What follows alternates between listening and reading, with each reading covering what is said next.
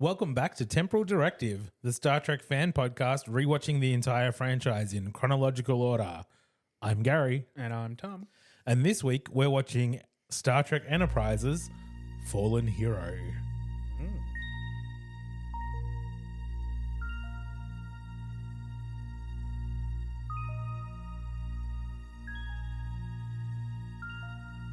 Star Trek, the ultimate franchise. These are the podcasts of the Wakefield brothers. Their 16-year mission to watch every production, to seek out life lessons and new inspirations, to boldly watch like most fans have watched before.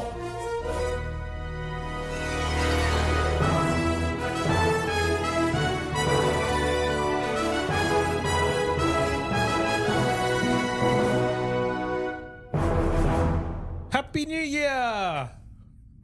Well, actually, we were recording this a few days before New Year's Eve, but it won't go to air till after New Year's Eve.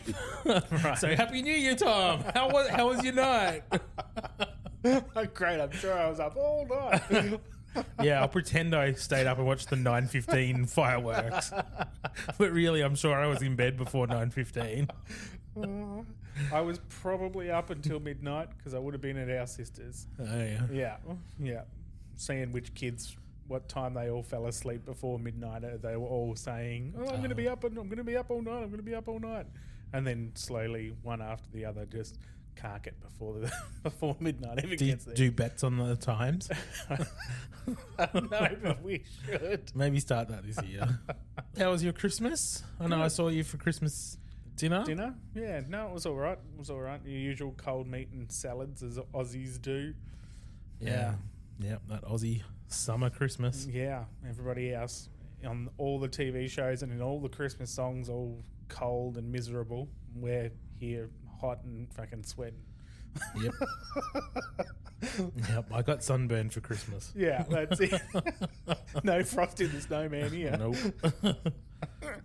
I hosted the Northwest Pride a Christmas picnic lunch in Ulverston for all the queer orphans in the area, and we had a really good day in the park, having again cold meat, salad, trifle. Yeah, trifle and pavlova. Yep. Very Australian. Yeah. Very Aussie. And it was good. Good. It was a good turnout. Beautiful day. Beautiful weather. Yeah, it was a nice day. Bloody good day. Yeah. Anyway, we're back after a few weeks off. We had a bit of a break before Christmas. We took a couple of weeks off for some work and personal life stuff that got in the way of making time to record, but hopefully we've got that managed a little easier going into the new year. Yeah, with any luck. Fingers crossed. And you got a job. I did. I am no longer a jobless bum. Yay! You haven't started yet, though, have you? You started in a couple of weeks, right? Yeah, I'm starting in a couple of weeks. Yeah, and part-time as well, which is good, getting back into the workforce. Yep. Yeah. Nice. I won't have to buy you coffees every week anymore. Yeah, I know. I might be able to return the favour. Yay! All right, let's get into this week's episode. So we're watching Star Trek Enterprise's Fallen Hero, story by Rick Berman, Braden Braga, and Chris Black. Tally play by Alan Cross, directed by Patrick Norris, with an air date of May the 8th, 2002. The IMDb synopsis reads, Captain Archer is ordered to transport Vulcan ambassador Valar from a planet where her integrity has been called into question. Do we know that name? Valar? Yeah. Don't think so. I mean, I know it because I remember this episode, but you haven't seen this episode, right? No. So, let's go watch it, I suppose. All right. And we're back from watching Fallen Hero. Well, Tom, first thoughts. What did you think? It was a little slow. Okay. But it was okay. Like, it was... wasn't as good as the ones we've been watching recently, the last 3 or so episodes that we've watched. Okay. But, I mean, the acting was good. Kind of a good premise, I suppose. Like a Vulcan that was a little bit secretive and a little bit more character and stuff. But it was just a bit slow. Felt a little bored throughout. I really liked this episode. Did you? we were going to differ occasionally. We just haven't really come across many. Not on big differences anyway. Well, like, I thought this was a really good piece around the Vulcan and humans, the difference between them and holding on to that resentment and all that sort of stuff. I thought that was a really good aspect. I thought it was a really good episode for T'Pol to sort of break into some Vulcan stuff and hold her ground. And I thought the Vulcans have kind of been portrayed as like almost the villains, right? Like they've been the bad guys. They've been the ones holding the humans back this whole time. And this started to break down some of that, I think. I felt. Yeah, I can see how you'd like the conversation that T'Pol had with Valar. Yeah, Valar was a good one about the conversation about that exact topic was a good one to show that they were holding humans back and they needed to trust them eventually. Yeah, you got to earn their trust. Yeah, yeah. That was a good moment amongst it. But that's kind of why it's an all right episode, but it's not top of the line stuff, and that's sort of like one thing out of a whole boring episode.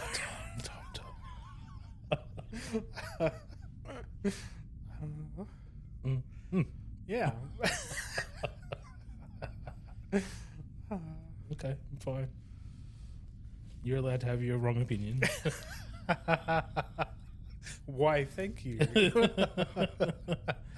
All right, let's get into the breakdown. So we open on the captain's special dining room, and Captain Trip and T'Pol are having dinner, and T'Pol is talking about the sexual needs of the Enterprise crew and how it's been 10 months and they probably all need to get laid because efficiency is down 3%.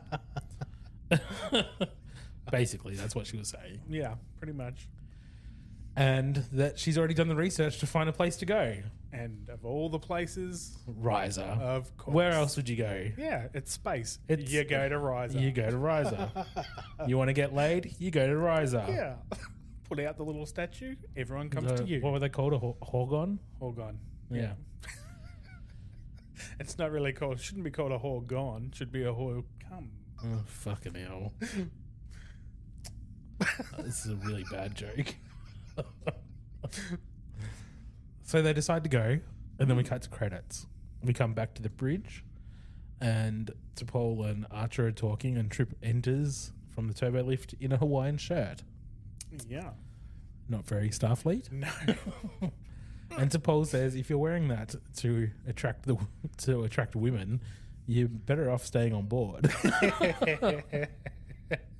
Or something to that effect. Yeah. It was pretty funny. Clearly, she's developing a sense of humor, right? Yeah, absolutely. It's good. They have some discussion about how Archer needs to go down there as well, and he's considering staying on the ship and blah, blah. They go back and forth a bit. Yeah. But then he gets a hail from the Admiral, and he goes into his ready room to take that call. The Admiral is ordering Archer to go to the planet Mazar to pick up the Vulcan ambassador Valar. How bizarre. From a spa.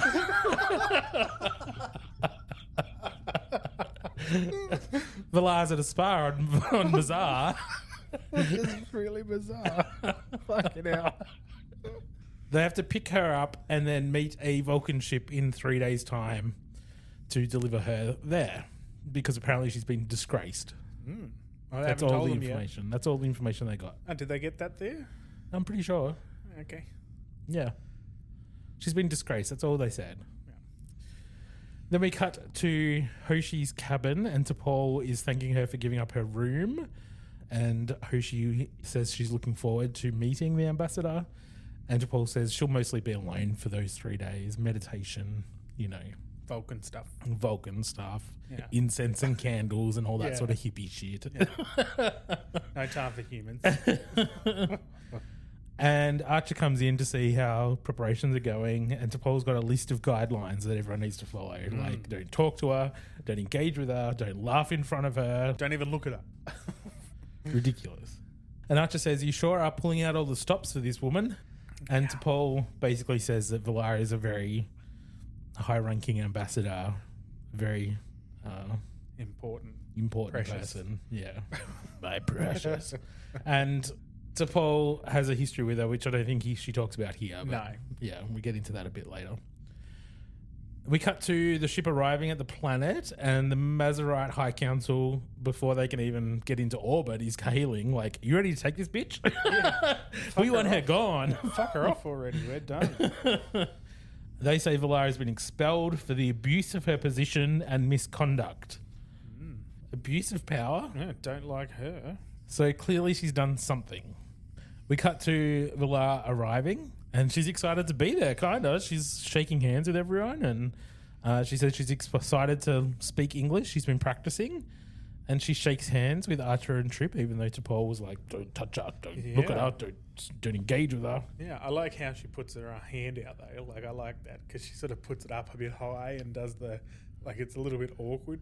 Yeah. Yeah. Well, she's Yeah, new. she's She's new new to the to human it. experience. Yeah, like you sort of felt that though. That's what I liked about it. Yeah. And then we cut to the captain's dining room again, and it's the trilogy plus Valar. And she asks who had the room, whose room it was that she was staying in. And T'Pol says, "It must be the smell." Like, I get it. Yeah, that's a human stink. It's hard to get you rid of. can't get rid of it. Yeah, I feel your pain. Bitch. And she says that actually she just wants to thank the person who gave up the room because she doesn't like to be an inconvenience. And to Paul's look, I know. like, talk about non-emotional Vulcans. They're not far under the surface, really, are No. they? Nope. But she's clearly enjoying talking to them. And she even teases Trip a little bit when Trip asks about how long have you been a diplomat, and she says, "I thought it was considered rude to ask a lady their age." And he starts mumbling away like, "Oh, no, Shit. just no, I didn't mean." She says, "That's my attempt at humour." Yeah. So she's enjoying interacting with humans, something different. She's not Yeah. met them before, so yeah, she's having fun. But then T'Pol brings the mood down and asks about the charges. Says that she hopes that she's not taking them with such levity. Yeah. And she asks what the charges were about, and she said, doesn't say. But T'Pol asks what the charges, whether she's guilty or not. Yeah. And does she say that she's guilty? No, she doesn't. She says she's within her rights to ask that question because of her position or something like that. But she doesn't actually answer the question. Doesn't answer the question, but then it asks to be excused and Yeah. leaves. And T'Pol follows her out. Yeah. And then we follow them into the hallway. And Valara is a bit curious about T'Pol's interactions with humans and what it's been like for her living on the ship. And she says, we can talk about that later. Yeah. And then Valar says that she can sense anger coming from T'Pol. And T'Pol says, no, not anger. I don't. No. we It don't. won't be anger. And then Valar gets a little closer and like looks into her eyes. No, disappointment. All right, Mum. Yeah. I'm not angry. I'm just disappointed. Yeah. Ugh. Jesus, no one wants to hear that. But T'Pol walks off and Valar goes into her room, and Archer meets up with T'Pol in the hallway. And Archer asks, "What's up? You were a rude bitch." Yeah. Basically. Yeah, that's it. He How basically inappropriate. says, "It's my job to know when there's something wrong with my staff, and you were a rude bitch, so something's up." Yeah. And T'Pol says that it's just really unusual for a Vulcan to commit a crime. And he says it's not unheard of, though. And she says for someone in Valar's position, it is unheard of and has never happened, really. So, and then T'Pol, this is where T'Pol talks about her history with Valar being basically an inspiration to her to follow her career in sciences, and basically started her on her path that led her to where she is. And Archer mentions that it's difficult to meet your heroes. Yeah. And she says Vulcans don't have heroes. Yeah. We don't have heroes. Shut up. No, of course. Clearly not. Clearly not. But they're summoned to the bridge quickly. So we cut to the bridge as they're arriving, and a Mazarite ship has arrived and says that there's been a change of plans and that they want her back to answer some more questions. And Archer wants to confirm that with his boss because he's a lowly captain. Yeah. And instead, they jam his signals and charge weapons. Yep. There's a bit of a shooty, and Enterprise has to drop out of warp to use their phasers because apparently they can't fire phasers at warp. Yeah. Which do they actually do in the future anyway? I think they have to drop out of warp in the future too. I don't know. Yeah, in warp, they can do it at subspeeds, but not Probably. warp. I think you are correct. Yeah. Regardless, Yeah, sorry. they shoot. Enterprise shoots out the Mazarite engines and then runs away. Breaks their leg and runs off. Yeah. See how accessible I make this story? Yeah, totally. Phone calls, leg breaking. Yeah. Yeah. Fucking hell. We cut to Valar's quarters, and Archer and T'Pol are trying to get answers from her about what the fuck is going on, and she's not giving them anything. No. Not a Holding thing. back. Nope. And so Archer calls the bridge and says, set a course back to Mazar. We're not taking any chances. We're not having 3 days of being attacked if I don't know what it's for. If you're not going to give me any answers, we're going to take you back where you were, and the Vulcans can come and get you in 5 days instead of 3 or whatever the fuck it's going to be. Yeah, because it's not worth the risk, because I don't know what the risk is. Yeah. Yeah. We cut to Archer in his ready room chatting with the Admiral, and then the Admiral says that the Vulcans are pissed. Yeah. What the fuck are you doing? He says, well, they're not cooperating. They're not telling us anything. Typical fucking Vulcans. They're keeping us in the dark. They're using us as puppets. Fuck them. Yeah, that's right. They don't want to risk their own fucking ship. No. They want to put us in danger. Yep. Fuck them. Yep. So I'm going to take her back and she can fucking suffer there until they want to deal with it. We're not the fucking... Lapdogs. Exactly. And the Admiral's like, true right, son. Yeah.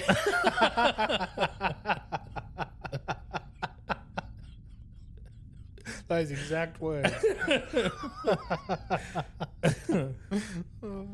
We cut to engineering, and Trip and Malcolm are talking, and I don't think this scene is really relevant at all. They talk about how they should go to Risa because the masseuses have heaps of fingers. Yeah, 12 on each hand, apparently.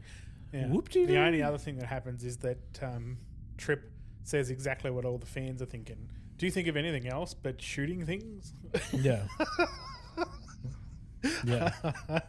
And then Malcolm says, yeah, going to Risa to get laid. Yeah.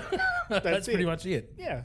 So he thinks about shooting things and getting laid. Yeah. So his character summed up perfectly, and he agrees that that's all his character is good for, shooting things and getting laid. And yet Trip's the one from the south. Yeah.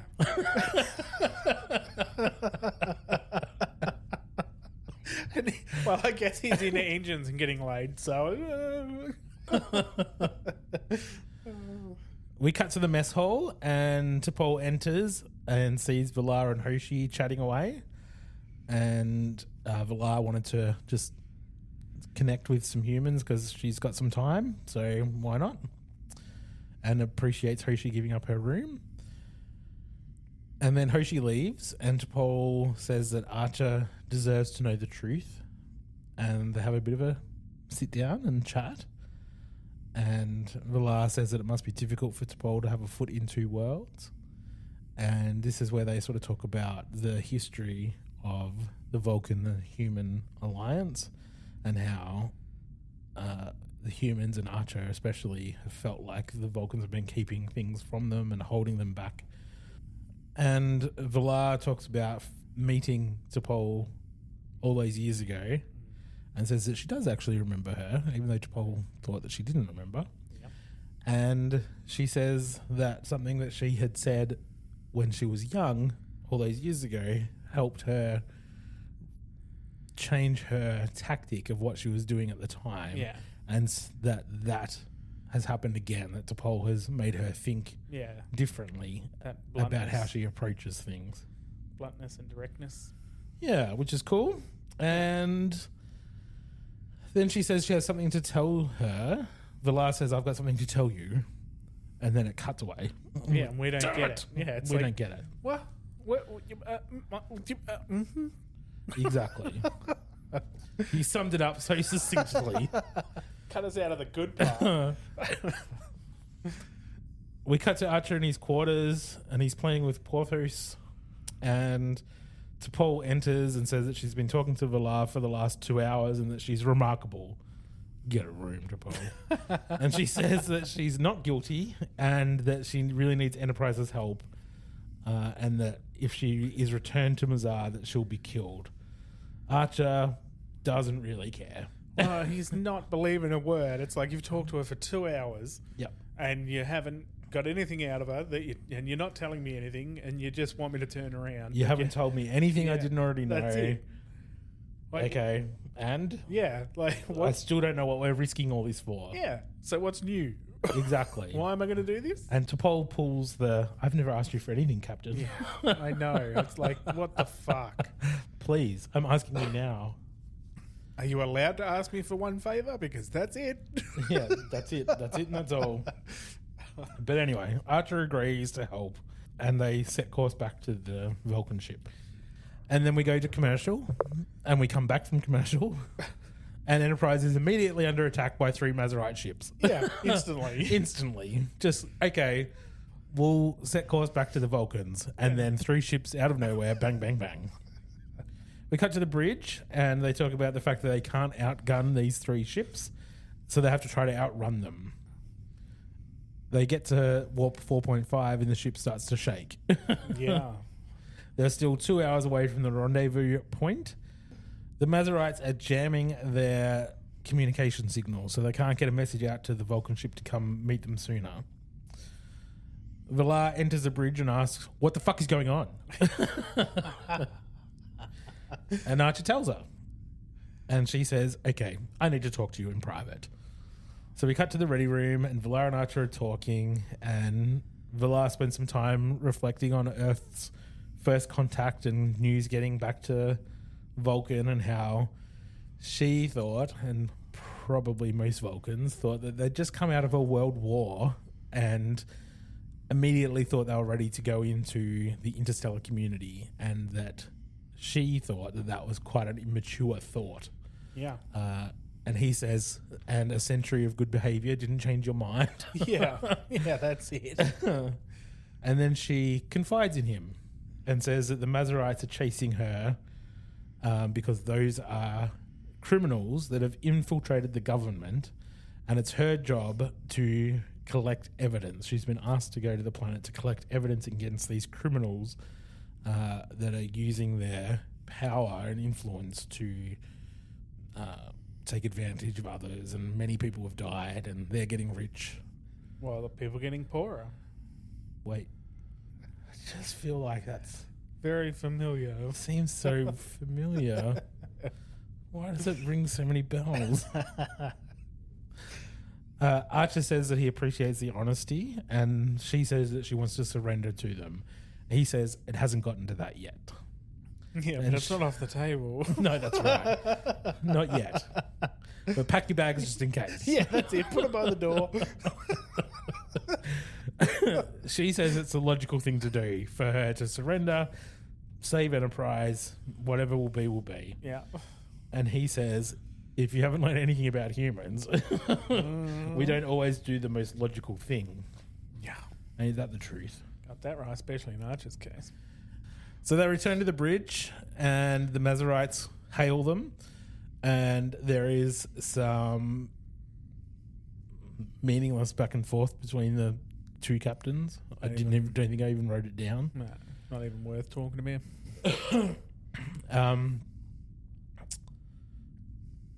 But they need to speed up a bit, even though they're at warp 4.9 at the moment. They need to speed up a bit. So Archer calls down to engineering, and we get a bit of a Scotty moment here where he says, I don't know how much more I can give you. Yeah. He might as well have there. said, I'm giving it all she's got, Captain. That's it. And Archer says, it is a Warp 5 engine. Yeah. He says, on paper. Yeah. Fucking hell. Never had it up to warp 5 before. Never. So they're on the bridge and they're pushing the speed at 4.93, 4.95. We cut to engineering and there's alarms blaring. Steam starts coming out of some fucking thing. Yeah. We go back to the bridge, 4.97, 4.99, and then warp 5. And everyone starts to smile like, oh, we've done it. We've hit warp 5. And every fan is going, who gives a fuck? This is slow as fuck. So why make a fucking moment of it? Who gives a shit? Well, I mean, it's big for them. Yeah, for them. But, I didn't feel it. Well, I didn't either. But, but they did. Yeah, good. It's an accomplishment for them. But anyway, the ship starts shaking, and then Malcolm says they're still gaining on us. Yeah. So It was pointless. Yeah. Yeah. So it wasn't even like a triumphant of anything really, other than the engine that is a Warp 5 engine could go Hitting in Warp 5. I know. Wow. Shocking. Archer wants to know how far away the Vulcan ship is and tells Bold to take a guess, which reminded me of Star Trek 4, The Voyage Home. Remember? Yeah. Yeah. But like they already said earlier that their things were jammed and everything, right? And they Yes, said but that suddenly it's jamming the sensors now, not just the communications. oh, right. That's right. Suddenly. Yeah. Okay. So they Unexpectedly. just changed the frequency all of a sudden to Yes. jam the sensors as well. Okay, Yes. right. And apparently the fact that Valar could get another message out on a different frequency Was okay. was okay, even though it's now also affecting the sensors. Yeah. So, doesn't really work. Yeah. That was weird techno crap. Yes. Mm. Anyway. I love it when they do shit like that. In case everyone's noticed in the past episodes, when they do shit like that, I get very happy. Yeah, you do enjoy it. You do Yeah. enjoy it when it's not consistent. Yeah. But then you watch Doctor Who and I'm surprised. Doctor Who is consistently inconsistent, therefore it's okay. Okay. That makes sense. So anyway, she calculates that they're 50 minutes away from the Vulcan ship. If we could get a message to them to say warp 7 over here, it would be 12 minutes. So they tried deflecting the jamming signal back to the enemy, and Valar uses a diplomatic frequency to get a message to the Vulcans. Don't know Hopefully. why they don't just use diplomatic frequencies for everything if they can cut through deflectors and shit. Like, just do that.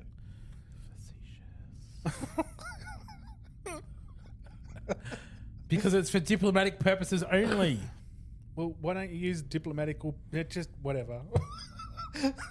We cut to engineering and a fire breaks out. And the Mazarite ships re-enter weapons range and they shoot at Enterprise, which cripples them a little bit, and they drop out of warp. They've got 10 minutes before the Vulcan ship arrives. So Archer orders Valar to the sick bay and tries to stall the Mazarite leader on the comm. And then he says, I'm coming over. We're boarding the ship. Yeah. So we cut to where they're entering the ship, and They politely open the door for them. yes, don't ask for their weapons or anything, like nothing. Right, Just come on in. come on in, fellas. Yeah. This way. This way. And Archer starts talking about all this damage and shit, and this guy's not interested. I like his response to that. I didn't ask for a bloody... Damage report. Yeah, I didn't ask for a damage report. I asked where the bloody Vulcan was. So they say that she's been taken to sick bay because she was in a room and a conduit blew or whatever, and she's in sick bay getting treatment. So they take them to the sick bay. They say she's in the imaging chamber. There's some back and forth for a bit. Then the guards shoot the chamber. Once the other ship comes in and starts shooting at the airships and whatever else, they're like, yeah. Bang, bang, bang. Yeah. They think they've shot and killed the ambassador. Yeah. They surrender their weapons to Archer and whatever because the Vulcan captain comes on the comm. We're going to destroy your ships if you And don't he surrender. says, we came here to kill her, and we've done that, so whatever, who cares? So they go to leave, the door opens, and there's Valar, perfectly healthy, saying that she's can't wait to add this incident to your trial as evidence. Yeah. And they get escorted away. And then we see Enterprise and the Vulcan ship together, and we get a bit of a captain's log about nothing. And then Archer and T'Pol escorting Valar off. And she says that she senses a great bond between the two of them, Archer and T'Pol, a trust and respect and friendship, and that it bodes well for the future relationship of our two peoples. And I think we get our first live long and prosper of our watch through. Oh, yeah, it must be our first, is it? Yeah. Yeah. Yeah. But no hand signal. No peace and long life. peace and long life. Yeah. Just live long and prosper and a nod. Yeah. Very informal. Yeah. And that's it. That's the episode. Yeah. I did like Dr. Flox's performance. Yeah. Like The actor's good, and Dr. Yeah. Flox is a good actor. Yeah, like it was good. It was a good moment. I liked that. Yeah. Because he was I will not open the chamber. Yeah, this is my sick bay and my patient. And then when they shot at the chamber, his reaction was just spot on. Yeah. It's like he was like, no. It was like good. just on above what he should have been doing, as if it was a real thing. Yeah. So you felt like he was minorly overacting, but not too far. Yeah. It was perfect. I liked it. It was good. I like that actor. He's good.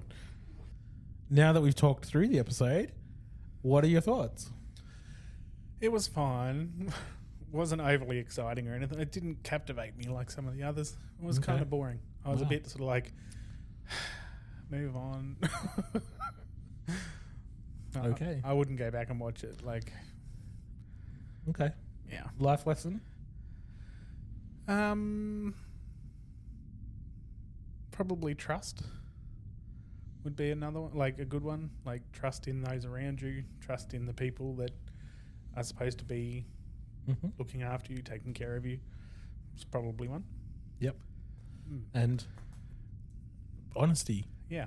because she could have avoided a lot of trouble if she had have just trusted Yeah. and been honest. Exactly. Yep. Yeah. All right. Good.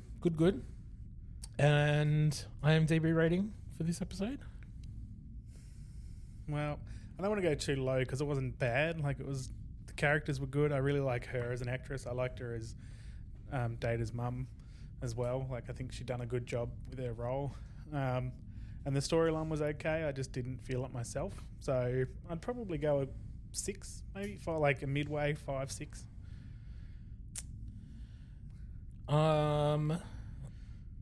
Well, I quite liked this episode, so I would probably go for maybe a 7, but we can compromise at a 6. 6 would put it on par with Breaking the Ice, Civilization, Fusion. Yeah. Those are all...